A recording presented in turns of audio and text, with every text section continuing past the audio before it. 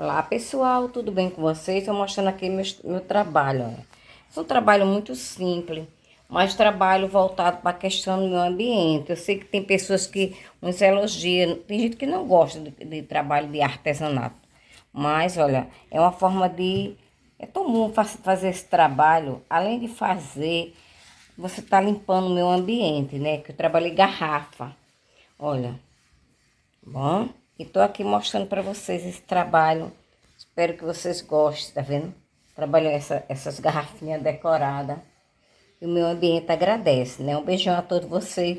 Peço a vocês que não é inscrito no canal, gente, ajude, curta, comenta, e se inscreva no canal, ative esse sininho para ajudar a amiga a poder postar mais vídeo para vocês, tá bom, meus amores? Um beijão a todos vocês e até o próximo vídeo. Fica com Deus.